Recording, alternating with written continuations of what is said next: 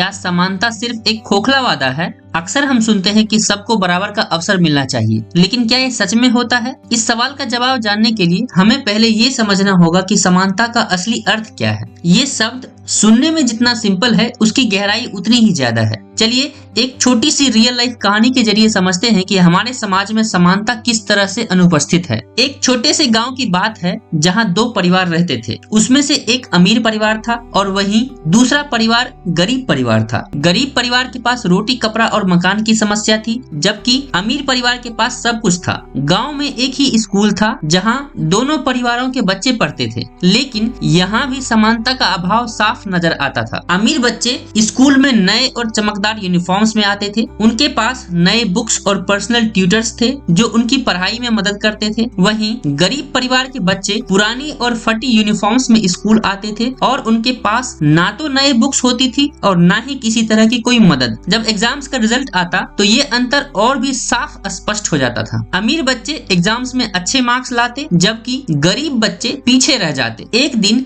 एक एनजीओ ने इस गांव का दौरा किया और देखा कि किस तरह से आर्थिक स्थिति बच्चों की शिक्षा पर असर डालती है। उन्होंने तुरंत एक प्रोग्राम शुरू किया जिसमें सभी बच्चों को नई यूनिफॉर्म्स, बुक्स और शिक्षा सहायता प्रोवाइड कराई गई। कुछ महीने बाद जब फिर से एग्जाम्स हुए तो पहली बार गरीब परिवार के बच्चे भी अच्छे मार्क्स लाने लगे। ये कहानी हमें बताती है कि किस तरह से हमारे समाज में समानता का अभाव है और ये कैसे कुछ लोगों के लिए अपॉर्चुनिटीज को सीमित कर देता है, लेकिन ये भी दिखाता है कि थोड़ी सी मदद और समर्थन से कैसे हम इस अंतर को कम कर सकते हैं और एक ज्यादा इक्वल समाज की ओर बढ़ सकते हैं। नमस्कार दोस्तों, स्वागत है आपका हमारी इस नई सीरीज प्रियम्बल मेड इजी के डे 7 में। आज हम लोग इस वीडियो में समानता, जिसको इंग्लिश में इक्वालिटी भी कहते हैं, इसके वास्तविक अर्थ को, इसके महत्व को और इसके सामाजिक, राजनीतिक और आर्थिक पहलुओं को गहराई से समझेंगे। तो चलिए शुरू करते हैं।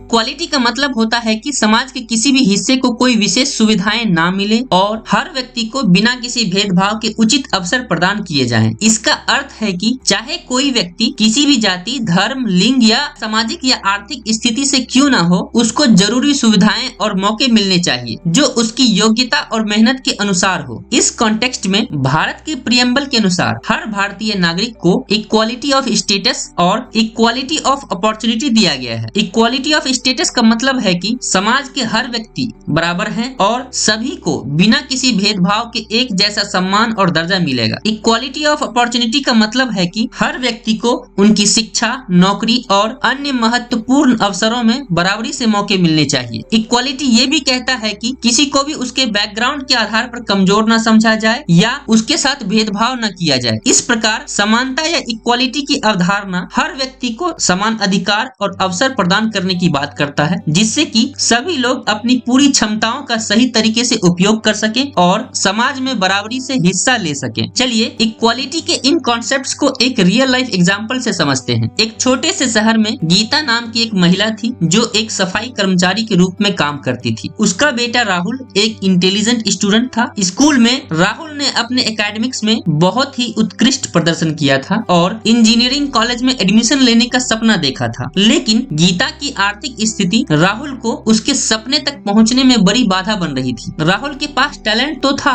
बट उसके पास पैसे नहीं थे और इस वजह से वो एक अच्छी अपॉर्चुनिटी से वंचित हो सकता था। इसका अर्थ ये हुआ कि राहुल के पास उनके फ्रेंड्स के मुकाबले कम अपॉर्चुनिटी थी, मतलब राहुल के पास उनके फ्रेंड्स के जैसी इक्वल अपॉर्चुनिटी नहीं थी। यहाँ पर इक्वालिटी ऑफ अपॉर्चुनिटी का कॉन्सेप्ट सामने आता है। फिर राहुल को याद आया कि गवर्नमेंट ने इकोनॉमिकली वीकर सेक्शंस को भी इक्वल अपॉर्चुनिटी देने के लिए ईडब्ल्यूएस रिजर्वेशंस इंट्रोड्यूस किया है, जिसके तहत कॉलेज में ईडब्ल्यूएस सेक्शंस के लिए भी कुछ सीट्स रिजर्व्ड होती हैं। राहुल को उसकी योग्यता के आधार पर इन रिजर्व्ड सीट्स में से एक सीट मिल गई और उसका एडमिशन हो गया, जिससे कि उसके लिए भी इक्वल अपॉर्चुनिटी क्रिएट हो पाई। ये हो पाया इक्वालिटी ऑफ अपॉर्चुनिटी की वजह से, जो कहता है कि देश के हर नागरिक को बराबर मौके मिलेंगे। कॉलेज में एडमिशन के बाद राहुल भी बाकी स्टूडेंट्स की तरह ही सेम कॉलेज में पढ़ने लगा। सीधे शब्दों में कहूँ तो राहुल को समाज में बराबरी का दर्जा मिल गया। कैसे? राहुल अपनी कॉलेज फ्रेंड्स के कंपैरिजन में फाइनेंशियली वीकर था, बट फिर भी उसको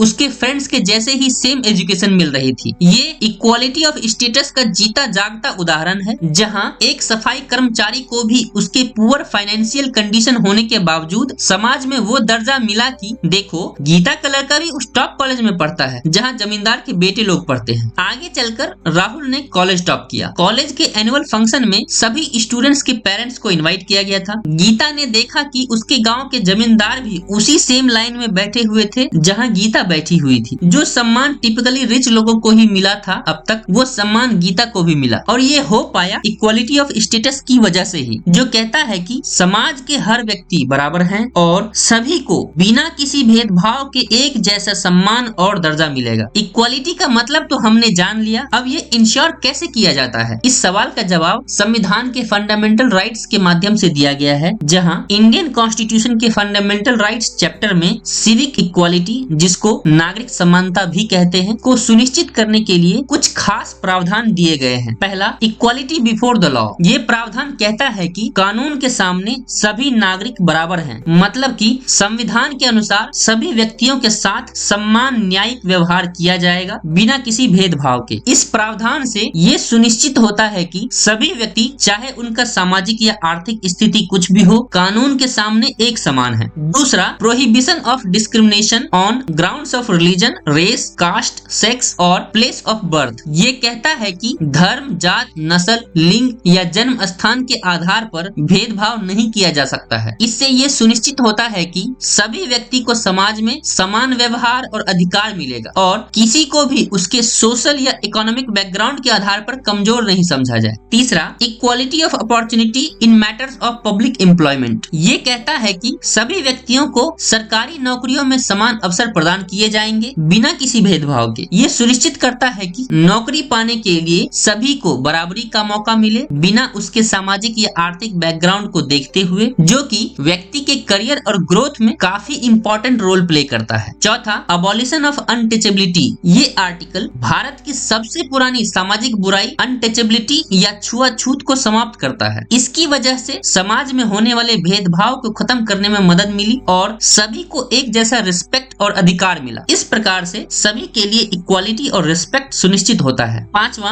अबॉलिशन ऑफ टाइटल्स। इस आर्टिकल के द्वारा सामाजिक या राजकीय उपाधियों को समाप्त किया गया है ताकि कोई भी व्यक्ति किसी दूसरे व्यक्ति के ऊपर किसी प्रकार का विशेष अधिकार क्लेम नहीं कर सके। इससे सभी व्यक्ति समानता से अपने जीवन को सेप दे सकते हैं। नहीं समझ आया ना? टेंशन मत लो, मैं आपके लिए आसान बना देता हूँ। इसको एक रियल लाइफ एग्जांपल से समझते हैं। मान लीजिए एक गांव में एक व्यक्ति है जिसे लोग राजा की उपाधि से पुकारते थे क्योंकि उनका पूर्वज जमींदार हुआ करता था। इस उपाधि के कारण गांव के अन्य लोग उस व्यक्ति से अलग तरह से व्यवहार करते थे और कभी कभी तो डर या आदर के कारण उस व्यक्ति के निर्देशों का पालन भी करते थे, भले ही वो उचित ना हो। लेकिन आर्टिकल 18 के तहत सभी तरह के सामाजिक या राजकीय उपाधियों को समाप्त कर दिया गया है। इसका मतलब ये है कि अब राजा या किसी भी तरह की सामाजिक या राजकीय उपाधि का कोई कानूनी या सामाजिक महत्व नहीं रह गया है। अब उस व्यक्ति को किसी प्रकार का विशेष अधिकार प्राप्त नहीं है और न ही उसको किसी तरह से अन्य नागरिकों से अलग माना जा सकता है। इस प्रावधान से ये सुनिश्चित होता है कि समाज में सभी व्यक्ति बराबर हैं और किसी को भी उसके पूर्वजों के इतिहास या किसी पुरानी उपाधि के आधार पर कोई विशेष अधिकार या सम्मान नहीं मिलता। सभी व्यक्ति समान रूप से अपने जीवन को आकार दे सकते हैं और समाज में बराबरी का दर्जा एंजॉय कर सकते हैं। इक्वालिटी ये भी कहता है कि किसी को भी उसके बैकग्राउंड के आधार पर कमजोर न समझा जाए या उसके साथ भेदभाव न किया जाए। इस कॉन्टेक्स्ट में भारत के संविधान में दो महत्वपूर्ण प्रावधान हैं जो राजनीतिक समानता को सुनिश्चित करने की दिशा में एक महत्वपूर्ण कदम है। पहला,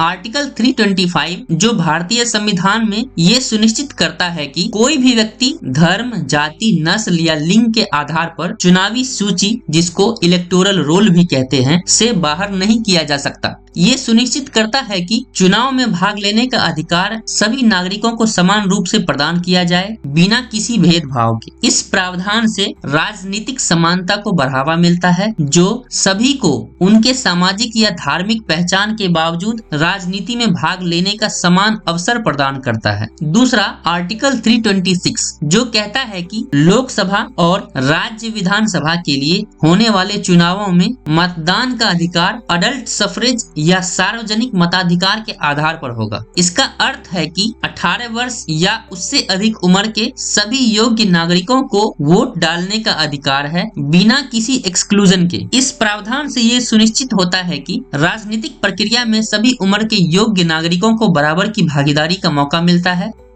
और ये राजनीतिक बराबरी को मजबूती प्रदान करता है। ये दोनों प्रावधान मिलकर भारत में राजनीतिक समानता को सुनिश्चित करते हैं, जिससे कि हर व्यक्ति को उसके सामाजिक या आर्थिक स्थिति के बावजूद राजनीतिक प्रक्रियाओं में समान भागीदारी का अवसर मिल सके। इस तरह से भारत के नागरिक अपने प्रतिनिधियों को चुनने में बराबर का हक रखते हैं, जो लोकतंत्र के मूल सिद्धांतों को मजबूत करता है। भारत के संविधान के directive principles of state policy, जिसको DPSP भी कहते हैं, उसके तहत आर्टिकल 39 एक महत्वपूर्ण प्रावधान है जो सामाजिक और आर्थिक समानता को बढ़ावा देता है। इस आर्टिकल का मूल उद्देश्य ये है कि स्टेट के नीति निर्देशक तत्वों के माध्यम से पुरुषों और महिलाओं को समान रूप से उचित जीवनोपार्जन का साधन और समान काम के लिए समान वेतन की गारंटी प्रदान की जाए। आर्टिकल 39 कहता है कि सरकार को पॉलिसीज और प्रोग्राम्स बनाने चाहिए जो हर व्यक्ति, चाहे वो पुरुष हो या महिला, को अपनी योग्यता और क्षमताओं के अनुसार अपने और अपने परिवार के जीवन को समुचित रूप से चलाने के लिए जरूरी साधन प्रदान करे। इसका मतलब ये है कि सरकार को ऐसे अवसरों को बढ़ावा देना चाहिए जिससे लोग अपने स्किल्स और इंटरेस्ट्स के अनुरूप काम कर सके और अपनी आर्थिक स्थिति को बेहतर बना सके। ये सिद्धांत कहता है कि अगर दो लोग, चाहे वो पुरुष हो या महिला, समान प्रकार का काम करते हैं तो उन्हें समान वेतन मिलना चाहिए। ये न केवल समानता को बढ़ावा देता है बल्कि ये भी सुनिश्चित करता है कि महिलाएं और पुरुष दोनों को उनके योगदान के अनुरूप सम्मान और मूल्य प्राप्त हो। ये दोनों उद्देश्य मिलकर एक सामाजिक और आर्थिक समानता के मूल सिद्धांतों को मजबूती प्रदान करते हैं, जिससे